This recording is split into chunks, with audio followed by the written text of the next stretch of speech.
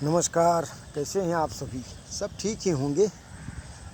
जंतर मंतर पर आजकल बहुत ज़्यादा उपद्रव चल रहा है। कांकरोच जनता पार्टी के बारे में बात कर लेते हैं। सबसे पहले तो मैं उन सुरक्षाकर्मी और पुलिसकर्मियों की सख्त निंदा करता हूं, जिन्होंने बहन बेटियों और सच्चे छात्रों के ऊपर गलत व्यवहार किया और उनके ऊपर प्रहार किया। ये तरीका बिल्कुल गलत है, ऐसे नहीं करना चाहिए। लेकिन ये कोई छात्र आंदोलन नहीं है। नीट के परीक्षा के मतलब ऐसा नहीं है कि ये पहली बार मतलब लीक आउट हुआ है। पता नहीं कितनी बार हुआ है। और नीट की परीक्षा में इस तरह से प्रॉब्लम आने के बाद में तुरंत सरकार ने भी अच्छी कार्रवाई की और उसका बंदोबस्त करके दोबारा परीक्षा कराई और परीक्षा परिणाम भी घोषित हो गया। लेकिन राजनीतिक पार्टियां जो विपक्ष में बैठी हैं, उनको भी तो मुद्दा चाहिए।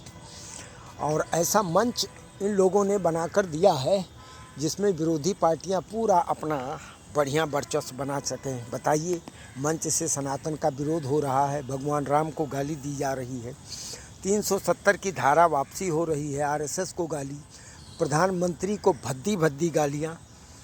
उसके बाद ब्राह्मणवाद। अरे ब्राह्मणवाद से ही बचे हो, नहीं गजवाए हिंद हो जाते हो। सनातन धर्म को जोड़ने रोकने वाला ये ब्राह्मण ही है, जो सबको लेके चलता है और देवी देवताओं और सनातन के माध्यम से एक सूत्र में जोड़ के रखा है। इसीलिए सबसे ज़्यादा इस देश में जितना विरोधी हैं वो ब्राह्मणों को ही टारगेट करते हैं कि इनको किसी तरह से अगर तोड़ लिया जाए या इनको विचलित कर दिया जाए तो बाकी तो देश में अपने आप सत्यानाश हो जाएगा। बस यही तुम लोगों का एजेंडा था, हो नहीं रहा है। बांसुरी जी का भी कल अनशन समाप्त हुआ। बीजेपी ने अपना इसमें अच्छा कुछ सहयोग दिखाया और उनका भी प्रदर्शन कुछ समाप्त हो रहा है। धीरे धीरे ये सब ठंडा पड़ जाएगा, लेकिन याद रखा जाएगा जो कार्रवाई की गई है। संसद भवन को जला देने की बात करते हो, छात्र हो तुम, देश के नंबर 1 गद्दार हो, सरकारी संपत्तियों का नुकसान कर रहे हो, तुम राष्ट्रभक्त हो, तुम छात्र हो। उन राजनीतिक पार्टियों के दल्ले और चमचे और उनके पालतू कुत्ते थे जिन्होंने इस तरीके से अपनी कार्रवाई इसी भीड़ के अंदर प्रवेश करके और किया है। बिल्कुल गलत तरीका है। गद्दारी करने के 100 तरीके हैं। राष्ट्रभक्ति करने में बहुत प्रॉब्लम है, आसान नहीं है। गद्दार तो तुम, देश गद्दार। अगर इस तरह से गद्दार नहीं भरे होते तो इस हिंदुस्तान में इस तरह से गुलाम थोड़े होते। आगे भी ऐसे हो रहा, देखते जाओ क्या क्या होता है। राजनीतिक पार्टी के पिछवाड़े से, जिससे 10-12 साल के पीछे से उनके पिछवाड़े से कुर्सी निकल गई हो, मरे जा रहे हैं, जान निकाले दे रहे हैं कि कैसे हम क्या कर लें कि दोबारा हम प्रधानमंत्री के पद पर बैठ जाएं। लेकिन इतना आसान नहीं है। देश की जनता उन्हीं को चुनती है जो थोड़ा सा राष्ट्र के बारे में सोचते हैं। पहले वाली गलतियां लोग अब नहीं करते हैं। बस बाकी यही सारी बात है और क्या बताएं। देश में बाकी देख ही रहे हो, विश्व में अमेरिका और ईरान दोबारा मुठभेड़ में लगे हुए हैं, अपना सब कुछ बर्बाद करने में, साथ में विश्व का भी नुकसान करने में। वर्चस्व की लड़ाई दोनों की चल रही है।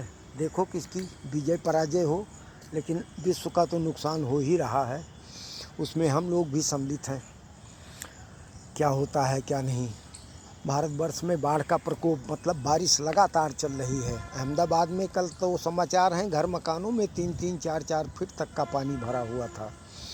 निकासी का पानी, निकासी का जो है, इतना अगर सही नहीं बंदोबस्त है तो ये तो भरेगा ही। हिमाचल प्रदेश, असम, राजस्थान सब में बिल्कुल बाढ़ आई हुई है। 48 घंटे तक लगातार बारिश चल रही है। जब लगातार चलेगी तो कहाँ कंट्रोल होगा। हर बार की तरह जो मैं बताता रहता हूँ सड़क दुर्घटना के बारे में, अपना सुरक्षा रखिए, किसी तरीके से ऐसे चलिए घर परिवार के साथ मिलकर कि गाड़ी घोड़े का कोई एक्सीडेंट ना हो। रात में मत चलिए, इतना सोच कर चलिए घर से कि बाहर वाला हमसे लड़ने के लिए निकल पड़ा है, आगे वाला जा रहा है, बगल से आ रहा है, पीछे से चल रहा है। इतना ध्यान रखिए कि कभी भी कैसी भी दुर्घटना हो सकती है, तभी अपना बचाव कर पाएंगे। वो भी इंसान हैं जो प्रतिदिन रोड पर चलते हैं, उसी से उनकी रोजी रोटी है, उनको भगवान बचाए रखें। और आप भी जो कभी कभी चलते हो पूरे परिवार को लेकर, वो थोड़ा सा संभल कर चलो, वो बहुत ज़रूरी है। ठीक है, अपना ख्याल रखना, खुश रहो, स्वस्थ रहो। जय हिंद।